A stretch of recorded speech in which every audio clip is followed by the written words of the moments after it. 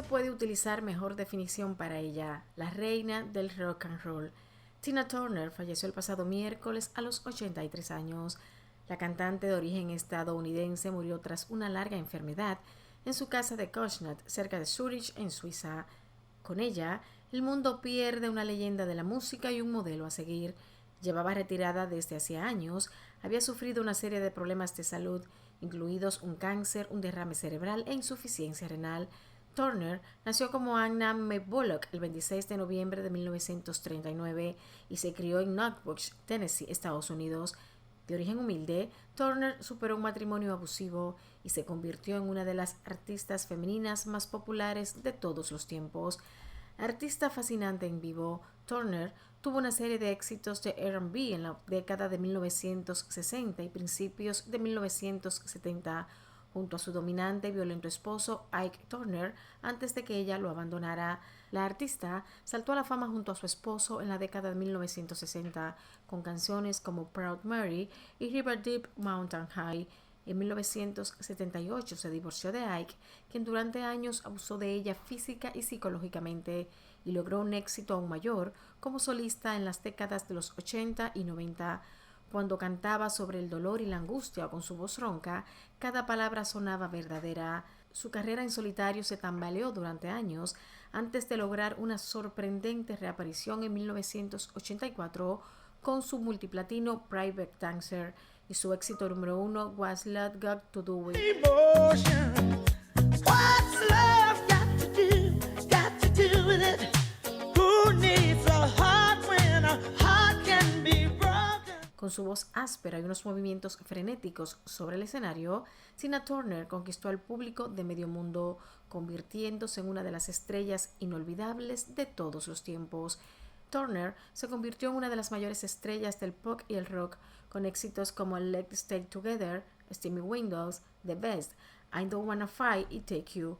La cantante ganó 8 premios Grammy y entró en el Salón de la Fama del Rock and Roll en 2021 como solista, habiendo sido incluida por primera vez junto a Ike en 1991.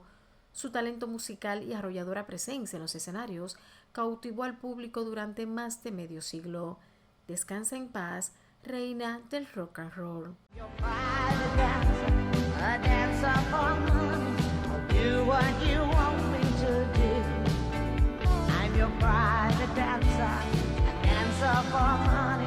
Buenas noches, bienvenidos a una nueva entrega de Toque Final. Esta es la mejor forma de cerrar la semana lo mejor edificado posible sobre los acontecimientos más importantes del país y del mundo. Y uno de esos acontecimientos ha sido precisamente esta partida de Tina Turner a los 83 años de edad. La reina del rock and roll pues se ha despedido. Es una edad aún temprana, ¿no?, para las expectativas de vida actual y sobre todo una persona con las posibilidades de tener todas las atenciones, los cuidados y las prevenciones. Pero a veces la salud falla y entonces las batallas se tornan pues digamos irresistibles, y entonces se ha ido. Ella residía en Suiza, se había nacionalizado, había renunciado a la nacionalidad estadounidense y estaba cómoda en Suiza, y desde allá pues ha partido. Quiero también expresar mi solidaridad con los familiares de un querido amigo, el economista Juanín Giuliani Curi, que falleció esta semana. Juanín, de una familia de economistas. Ahí estaba él, Juanín Giuliani Curi, su hermano Héctor Giuliani Curi, y don Hugo don Hugo, Giuliani Curi, la familia de los Curi, estos tres distinguidos economistas, además de periodista, en el caso de Juanín, que lo combinó con el ejercicio del periodismo económico, como lo hizo también Héctor. Así es que toda nuestra solidaridad con la familia de Juanín y Giuliani Curi. Esta semana hubo noticias buenas para el PLD y noticias no tan buenas. La buena es este regreso de Danilo Medina, después de haberse sometido a un tratamiento de radioterapia en los Estados Unidos por cáncer de próstata. Parece que el tratamiento fue efectivo, actuando prácticamente con la desaparición del tumor y él parece que quedó en buenas condiciones, y después de un reposo pues ha retomado su agenda política en la medida de sus posibilidades. El pasado viernes, por ejemplo, encabezó un maratón de asambleas en el Partido de la Liberación Dominicana con la finalidad de evaluar cómo van las cosas y de poner ese ejército en marcha detrás del candidato presidencial y de los candidatos municipales que ya se preparan para la contienda. Entonces la de regreso de Danilo, fue una buena noticia para el PLD, y la del regreso en buenas condiciones del expresidente Danilo Medina.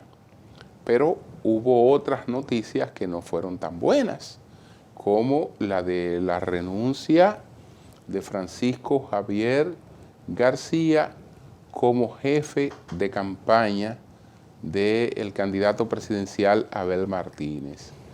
Ya se sabía de un cierto distanciamiento, de inconformidades, porque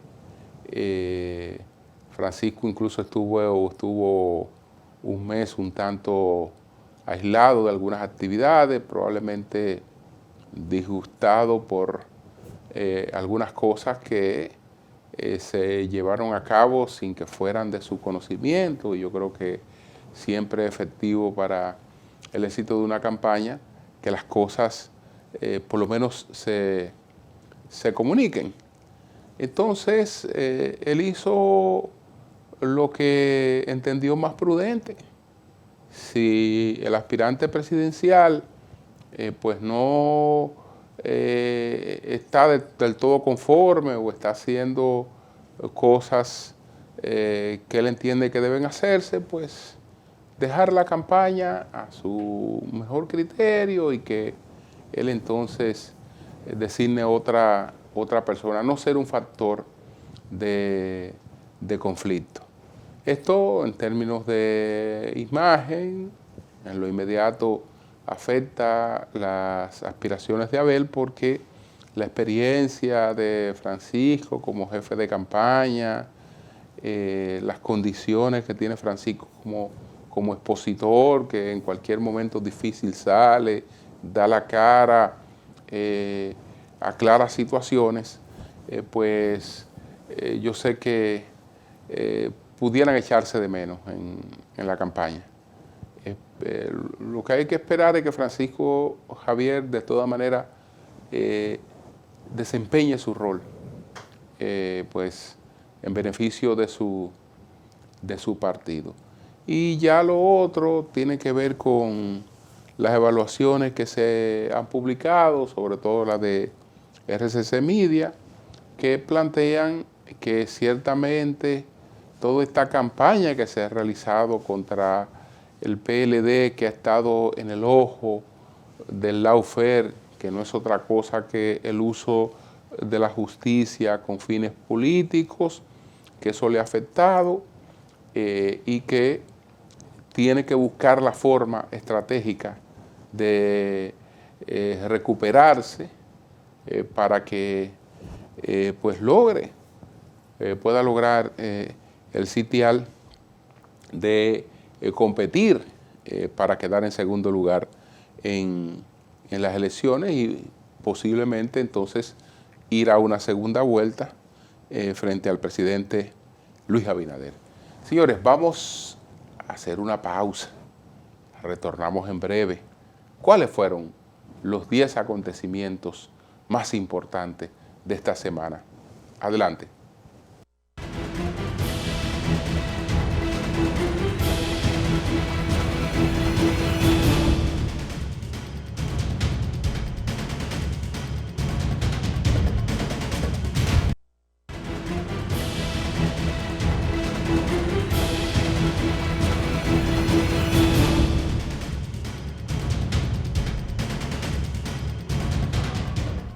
Nuestras felicitaciones para todas las madres dominicanas, esperando que hayan disfrutado de su día en compañía de todos sus seres queridos, deseándole mucha salud a todas las que están vivas y pues buen descanso, el descanso merecido a las que han partido. Vamos a también a saludar lo que hizo el gobierno, que entregó un bono a 1 millón, ha estado entregando un bono a 1 millón de madres pobres, un bono de 1.500 pesos, que es una ayudita para que celebraran su Día de las Madres pues en mejores condiciones. Ese regalito se complementa con muchos otros y bueno, es un aporte,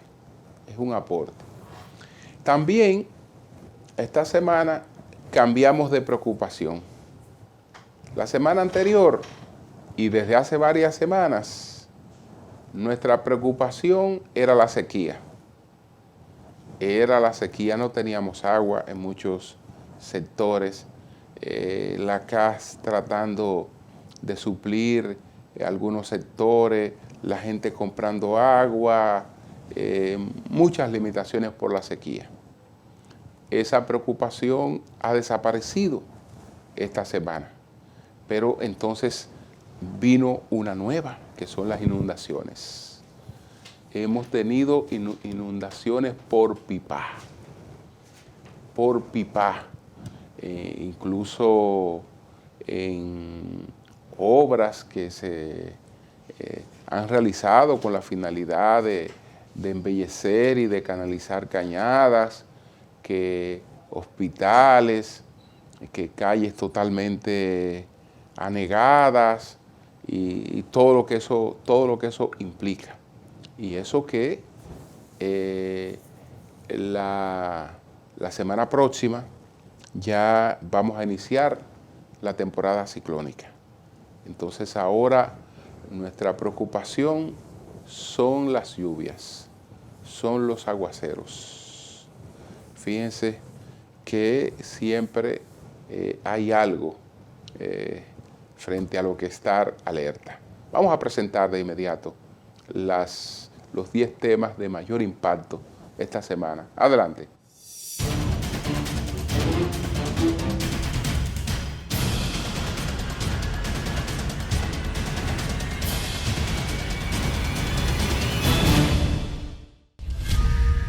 Las esperadas lluvias que mejorarían los sistemas de acueductos trastornaron el tránsito en el Gran Santo Domingo y dejaron calles, avenidas y viviendas incomunicadas en algunas zonas del país.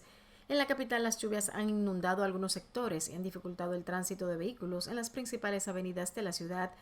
El Centro de Operaciones de Emergencias, COE, informó sobre los daños causados en el país por las lluvias ocurridas en las últimas horas, entre los que situó el desbordamiento de 2 cañadas en el Gran Santo Domingo, 2 viviendas totalmente destruidas en Herrera, otras parcialmente afectadas e inundaciones urbanas en varios lugares.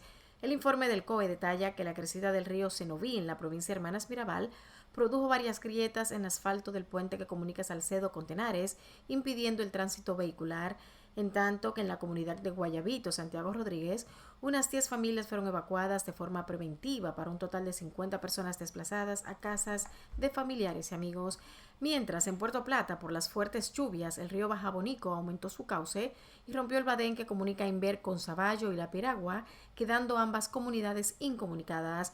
Así también las constantes lluvias registradas en los últimos días en Santiago y otros puntos del Cibao ocasionaron el pasado martes que se inundara el recién remozado Hospital Municipal Napier Díaz en Villa González, una obra que fue entregada el pasado domingo por el presidente Luis Abinader. Si las elecciones a presidente de República Dominicana fueran hoy, Luis Abinader ganaría con un 47.3%, Leonel Fernández obtendría un 27% y Abel Martínez un 21.5%, de acuerdo a los resultados de la octava versión de la encuesta RD Elige, realizada por la firma Investigaciones Digitales en colaboración con el grupo RCC Media. Asimismo, el 53.1% de los encuestados votaría por Abinader como presidente para el periodo 2024-2028. El 42.6% de los encuestados asegura que votaría por Martínez y el 40.6% de los encuestados asegura que votaría por Leonel Fernández. De igual forma, los resultados arrojaron que el 48.7% de los consultados considera que el presidente de la República debe optar por una reelección de cara al sorteo electoral del próximo año, mientras que el 38% entiende que el mandatario no debe aspirar a otro periodo constitucional. Cuando se mide el escenario político del presidente Abinader frente a Abel Martínez, el mandatario obtendría un 49.6% frente a un 37.6% del opositor, y si el mandatario se enfrenta a Leonel Fernández, sacaría un 50.3% frente a un 38.3% del líder de la Fuerza del Pueblo. Mientras tanto, al medir el voto por partido para las elecciones presidenciales de 2024, un 48.6% señaló que votará por el PRM, el 25% por la Fuerza del Pueblo y un 22.4% lo haría por el PLD. La encuesta arrojó que la aprobación de la ciudadanía sobre el presidente de la República se situó en un 60.7% en el mes de mayo. En tanto, el principal problema del país y de las familias dominicanas sigue siendo la economía. Se mantiene en primer lugar correspondiente al mes anterior. En otro orden, tras los escándalos que se han suscitado en la actual administración de la Cámara de Cuentas, muchos de los cuales involucran el presidente del organismo auditor del Estado, Yanel Andrés Ramírez Sánchez, la población dominicana considera que este funcionario debería renunciar a su cargo. Así está reflejado en los resultados del sondeo, donde un 54.1% cree que Ramírez Sánchez debe dejar sus funciones en esa entidad fiscalizadora. La economía de la República Dominicana ha sido una de las más dinámicas y resilientes del continente americano en las últimas 2 décadas, aseguró la misión del Fondo Monetario Internacional, FMI, que visitó recientemente el país. Sin embargo, rebaja 4% la proyección de crecimiento de la nación en este 2023 y sugiere políticas fiscales como la introducción de una ley de responsabilidad fiscal, ampliar la base impositiva y reducir exenciones. En una nota regional divulgada en abril pasado, el FMI proyectó que la economía de la República Dominicana crecerá 4.2% en este 2023, pero en las conclusiones de la misión que visitó el país, esta señala que la recuperación posterior a la pandemia se ha moderado y se proyecta que el crecimiento disminuya levemente de 4.9% en 2022 a alrededor de 4% en 2023, facilitando así el retorno de la inflación a la meta fijada por el Banco Central. De igual forma, prevé que en 2024 el crecimiento vuelva a situarse en torno al nivel potencial conforme se recupera el crecimiento mundial. Al concluir la misión del artículo 4 de este año en el país, el personal técnico del FMI recomendó que a corto plazo las prioridades de las políticas deben seguir procurando garantizar que la inflación retorne a nivel fijado como meta, mantener la trayectoria descendente de deuda pública mientras se sortea la moderación del crecimiento y se salvaguarda la estabilidad financiera, y a mediano plazo insta a que se centren en reforzar aún más los marcos de política, el clima empresarial y las redes de protección social para reforzar el crecimiento inclusivo. La misión del FMI en el tema de política fiscal aboga por mejoras adicionales a los marcos de políticas fiscales, incluyendo la introducción de una ley de responsabilidad fiscal. El presidente Luis Abinader recibió las cartas credenciales de 8 nuevos embajadores acreditados en el país, representantes de El Salvador, República Popular China, Colombia, Yemen, Bielorrusia, Tailandia, Hungría y Suecia en una ceremonia solemne realizada en el Palacio Nacional. El presidente Abinader junto a la vicepresidenta Raquel Peña y el ministro de Relaciones Exteriores, Roberto Álvarez, recibió en el Salón de Embajadores a los diplomáticos que presentaron sus credenciales ante el Estado Dominicano. La primera en presentar sus credenciales fue Dania Elena Tolentino Membrello de la República de El Salvador. Luego le siguió Lunin Chen de la República Popular China. Así también por la República de Yemen presentó sus cartas credenciales Mohamed Saleh Nasher Mana, mientras el nuevo representante de la República de Bielorrusia será Valery Baranovsky. El Reino de Tailandia estará representada por Kayayana Vipati Pumiprates. Por Hungría se presentó Balas Hayes. También presentó sus cartas credenciales Hanna Lambert del Reino de Suecia. De igual forma presentó cartas credenciales Darío Villamizar Herrera de la República de Colombia. Villamizar Herrera es un ex guerrillero del M-19 cuya designación fue cuestionada en el país por supuestamente haber participado en la organización armada que tomó la Embajada de República Dominicana en Bogotá desde el 27 de febrero hasta el 27 de abril de 1980 en una de sus acciones de mayor impacto. El presidente Abinader conversó con cada uno de los nuevos embajadores que inician sus funciones diplomáticas en la República Dominicana. La Junta Central Electoral y la Procuraduría General de la República suscribieron un acuerdo de cooperación, el cual contempla la adopción de medidas encaminadas a asegurar el derecho al voto a los privados de libertad que no estén condenados irrevocablemente a pena criminal para las elecciones generales de 2024. El acuerdo fue firmado en la sede de la Junta Central Electoral por su presidente Román Jaques y por la Procuradora General de la República Miriam Germán Brito.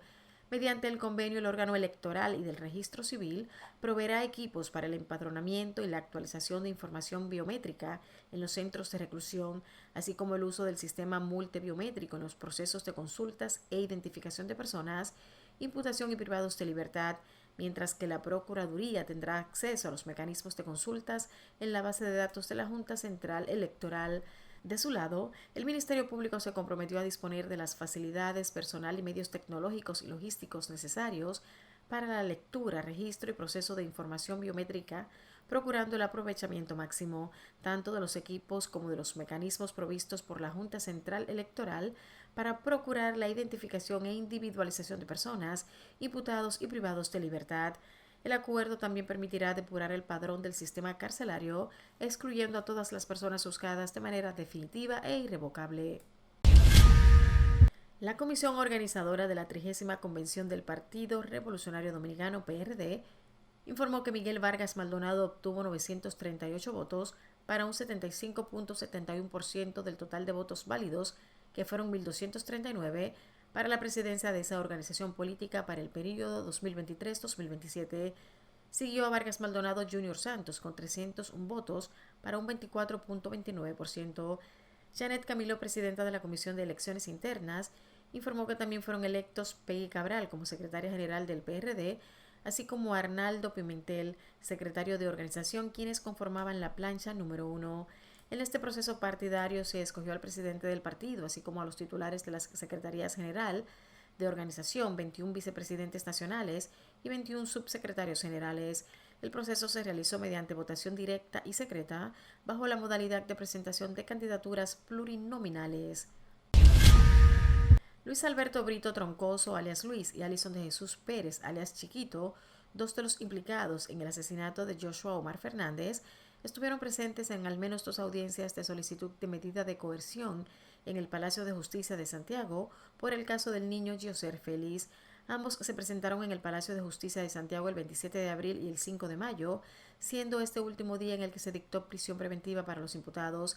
En videos captados durante las audiencias se puede observar a Luis y Chiquito junto a Sergio Félix, padre del niño fallecido. En algunas imágenes se aprecia una breve interacción entre ellos. Se recuerda que el sábado de la pasada semana fue apresado Luis Alberto Brito Troncoso, alias Luisito, uno de los implicados en la muerte a tiros del joven Joshua Omar Fernández, ocurrida el pasado 16 de abril en las inmediaciones de un centro de diversiones del Distrito Nacional.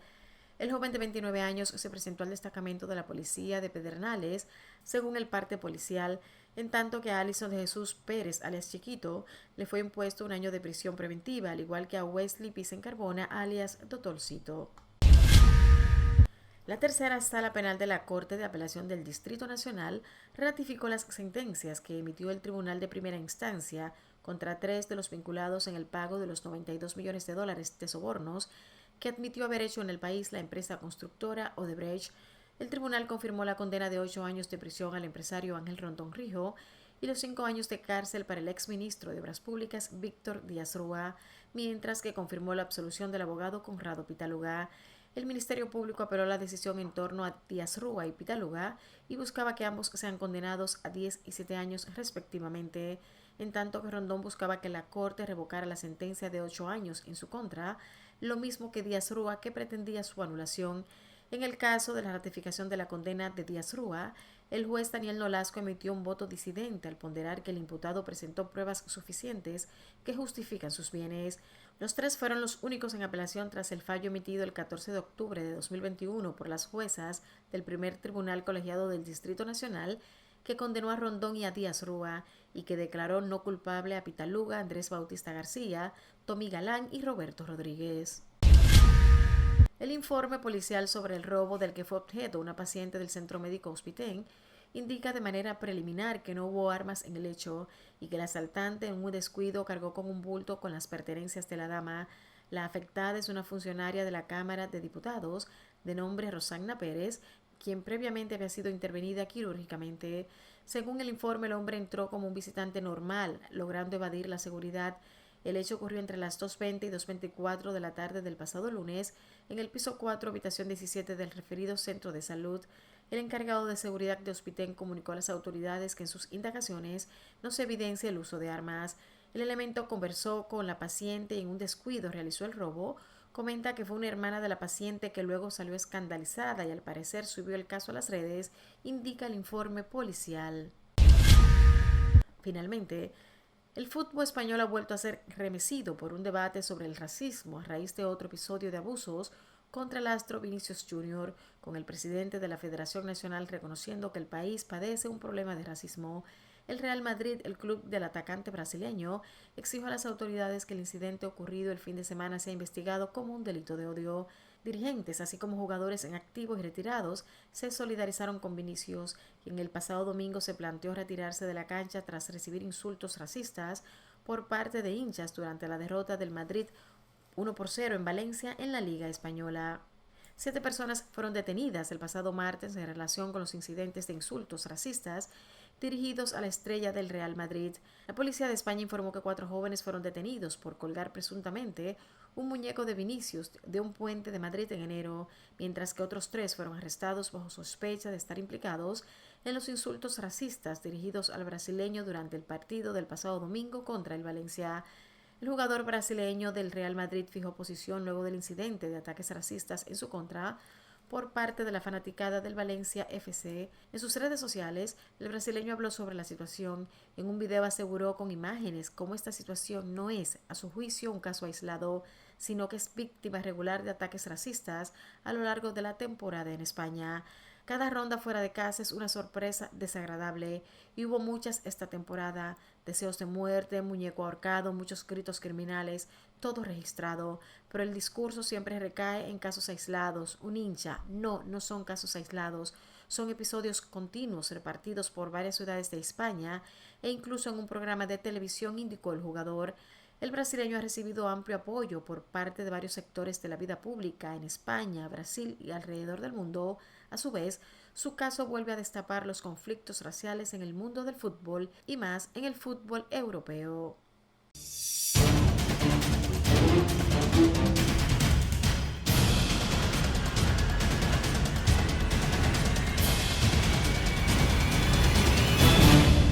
Bien, una pausa, retornamos en breve.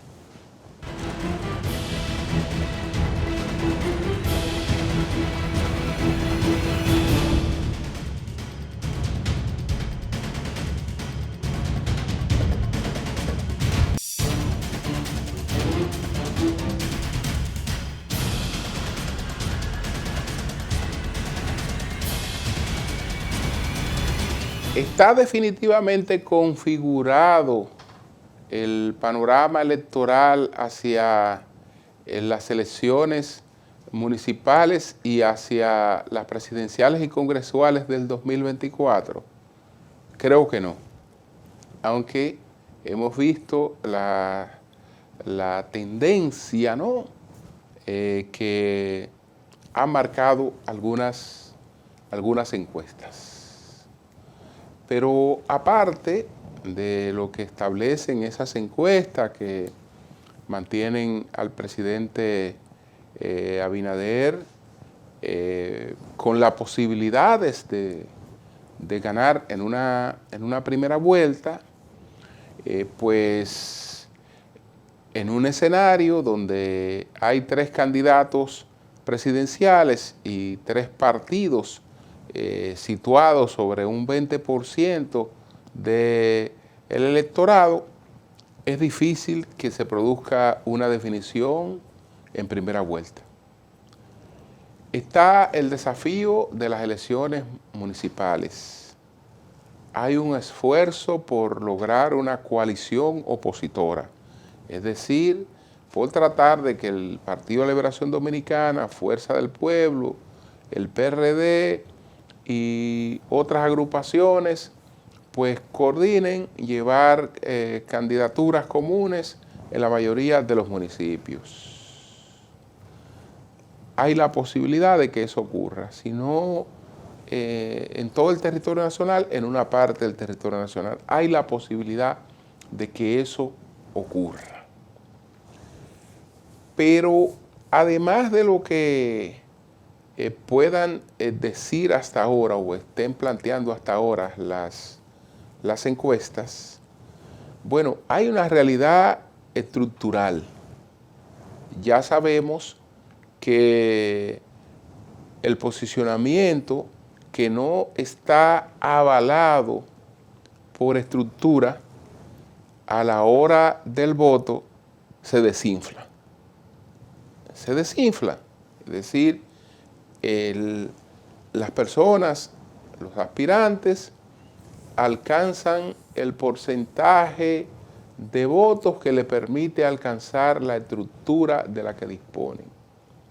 Eso va a ser fundamental.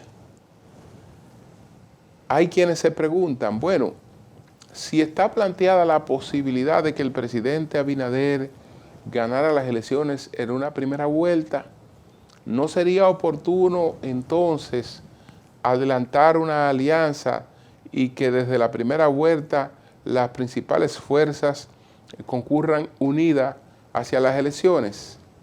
Si eso ocurriera, el presidente Abinader tendría mayores ventajas en vez de tener desventajas, porque eso disminuye en vez de ampliar el voto de cada partido, porque el Partido de Liberación Dominicana y la Fuerza del Pueblo pues se han separado, uno sale del otro y han estado en competencia. Eso produce algunos agravios. El Partido de Liberación Dominicana salió del poder.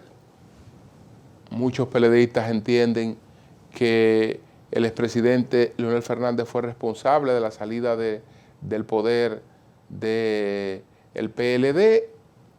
Otros de la fuerza entienden de que los manejos y lo que provocó la salida de Leonel, lo que ha creado esta situación, y en definitiva, todas esas cosas impiden que en principio esos dos partidos puedan tener una suma total de sus votos. Una suma total de sus votos.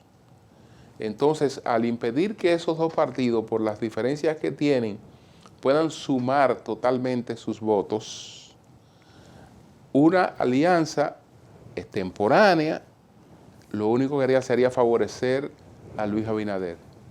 Cosa distinta es después que hay una regla clara. La regla clara es ¿quién quedó en segundo lugar? Bueno, lo que debe ocurrir es que el que quede en tercer lugar, que ya no puede participar en las elecciones, entonces apoye al que quedó en segundo lugar. Pero desde una primera vuelta eso sería un grave error. Eso sería un grave error. Incluso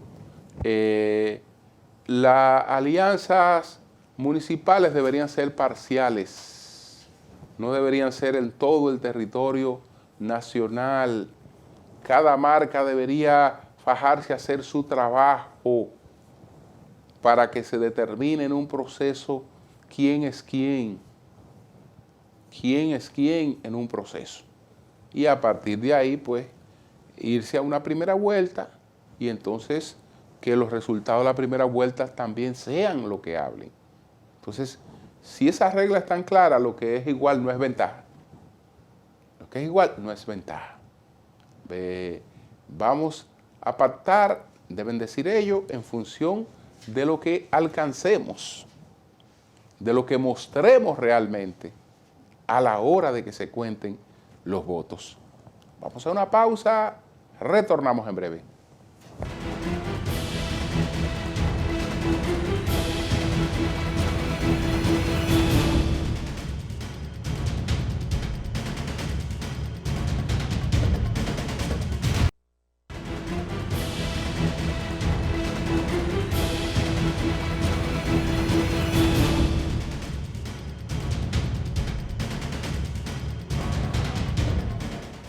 Bueno, la misión del Fondo Monetario Internacional produjo un informe reciente, hace algunos reconocimientos sobre la recuperación de la economía dominicana, su resiliencia, pero también hace algunas advertencias.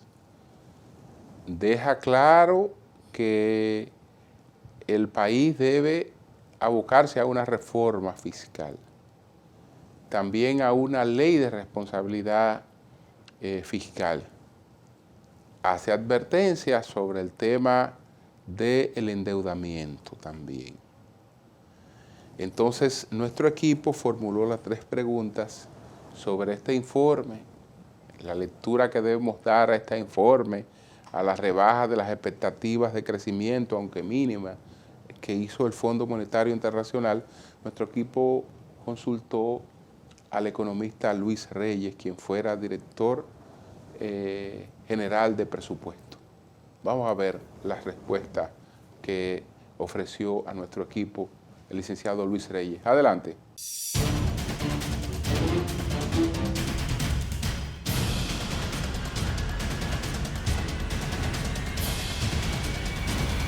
¿Cuál es su opinión sobre el informe de la última visita de una misión del FMI a República Dominicana que elogia el comportamiento de la economía pero rebaja las expectativas de crecimiento para el 2023 de 4.2 a 4%? El parte de prensa que puso a circular la misión del fondo que estuvo recientemente en el país destaca aspectos positivos y desafíos que tiene la economía dominicana. La primera parte del crecimiento del 4%, uno podría decir que es una estimación optimista, dado el entorno internacional que ellos mismos destacan en el parte de prensa que pusieron a circular. Ellos señalan que el entorno internacional se ha deteriorado, que hay condiciones que son menos favorables para el crecimiento de nuestra economía. Y eso es algo que sabemos, la economía de los Estados Unidos se aboca posiblemente a una recesión y eso haría más difícil que nuestra economía pueda rebotar de los bajos niveles de crecimiento que ha exhibido durante los primeros 3 meses. El IMAE en enero-marzo de este año en promedio creció 1.4%, de manera que para acelerar el crecimiento y cumplir con el 4%, entonces alcanzar el 4%, tendríamos que tener condiciones muy favorables en la segunda mitad del año. ¿Qué tenemos a favor de que el crecimiento se acelere? Bueno, la economía, la inflación acumulada enero-abril del año 2023 alcanzó 1.2%, y eso quiere decir que el Banco Central muy pronto digamos que ya a partir del mes de junio, si en el mes de mayo registra una inflación favorable, entonces la política monetaria podría comenzar a relajarse, es decir, a bajar las tasas de interés para que puedan acelerarse los préstamos. La pregunta que uno se hace es, ¿habrá tiempo y esto será suficiente para que la economía cumpla con el 4%? Ya eso lo dirá el tiempo. Ojalá que así sea. Sin embargo, hay otros aspectos que se destaca de el parte de prensa que puso a circular el Fondo Monetario Internacional y tiene que ver con mejorar el marco de las políticas. ¿Qué es eso de mejorar el marco de las políticas? Mejorar el marco de las políticas no es más que introducir reformas en las leyes que tienen que ver con la política fiscal, la política monetaria y otras. Y también se refiere al aspecto que tiene que ver con la protección social.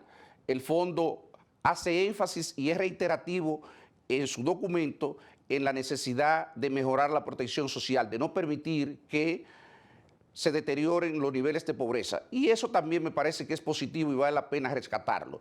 De todas maneras, hay que entender lo que es una misión del Fondo Monetario Internacional.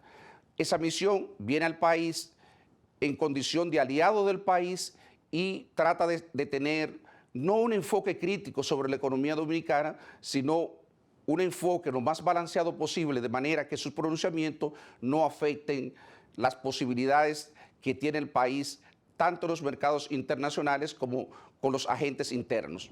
¿Qué implicaciones tiene la ley de responsabilidad fiscal que se solicita y qué puede impedir que se haga realidad? La ley de responsabilidad fiscal, primero, hay que decir que hay diversas leyes de responsabilidad fiscal, pero en sentido general, todas estas leyes lo que buscan es contener los déficits fiscales, contener el endeudamiento público y a través del endeudamiento público restringir los déficits fiscales. Pueden ser más sofisticadas o menos sofisticadas. Hay leyes muy sencillas de responsabilidad fiscal que solamente establecen un tope al endeudamiento del gobierno por año, por periodo fiscal. Y desde el punto de vista de cuáles son las dificultades que pueden impedir esto, yo creo que la mayor dificultad que hay hoy día es la falta de voluntad política para avanzar en esta dirección. Yo creo que ya el país está lo suficientemente maduro para tener una regla fiscal. De hecho, a finales del año 2018-2019, yo estaba convencido de que el país necesitaba una regla fiscal. ¿Por qué se necesita una regla fiscal? Para mandarle una señal a los agentes económicos de cuál va a ser la senda de mediano y largo plazo que va a seguir la política fiscal en términos de gasto y en términos de déficit. Y eso es fundamental para hacer la política fiscal más creíble, incluso para que nosotros podamos seguir teniendo tasas de interés en los mercados financieros internacionales y en los mercados locales que sean más competitivas. Yo creo que si damos ese paso, la economía dominicana habrá hecho una de las reformas más importantes de los últimos años. La sugerencia de ampliación de la base impositiva y los llamados a controlar el endeudamiento implicarían una reforma fiscal. ¿Qué posibilidades de que se materialice al borde de una campaña electoral? Sí, respondiendo a su pregunta, implícitamente lo que se sugiere es una reforma fiscal. Si se lee el documento del Fondo Monetario Internacional, es claro cuando el fondo plantea la necesidad de aumentar los ingresos fiscales. Y eso obviamente se puede lograr de dos maneras, mediante reformas al gasto y mediante un incremento de los ingresos. Pero el mismo Fondo Internacional ha reconocido en otras oportunidades que los niveles de gasto del país, de gasto público, no son elevados, puede ser que no sean eficientes, de manera que nosotros no tenemos mucho espacio para ahorrar recortando el gasto. Nosotros podíamos reasignar el gasto para hacerlo más eficiente, pero recortarlo sería difícil. La República Dominicana tiene uno de los gastos más bajos de toda América Latina y se necesita el gasto público para seguir impulsando el desarrollo. Ahora, hacer una reforma fiscal en estos tiempos es prácticamente imposible por razones políticas. Ningún gobierno impulsa una reforma fiscal en un año preelectoral. Primero, porque no va a recibir el apoyo de la oposición, y lanzarse en solitario hay un costo político que tendría que pagar el gobierno, que difícilmente esté dispuesto a pagarlo en este año. Entonces, habría que esperar y ver qué pasa después de las elecciones del próximo año, si el gobierno toma la iniciativa de impulsar una reforma fiscal. Pero definitivamente lo que está planteando el fondo y lo que plantean muchos economistas, incluyéndome a mí, es que es necesaria una reforma fiscal para que el gobierno pueda incrementar sus recaudaciones y disminuir el déficit público y mejorar algo que se llama el balance primario, que no es más que un indicador que se usa para medir la sostenibilidad de las cuentas fiscales. Y ese tema es un tema que es también trascendente, al igual que el tema que tratamos anteriormente referido al establecimiento de una regla fiscal.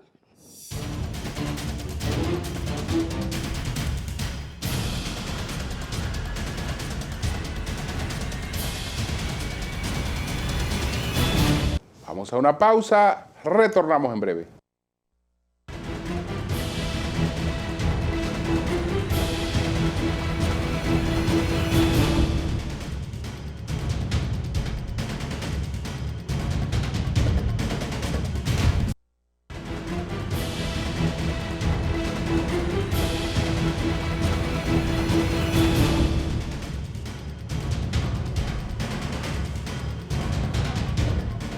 Bueno, señores, además de las muertes por enfrentamientos de bandas, como ocurrió hace poco tiempo en Moca, hubo varios muertos, como ocurrió en Los Guandules, como ha ocurrido en otros sectores, es decir, que son muertes por bandas peleando por el manejo de los puntos de drogas.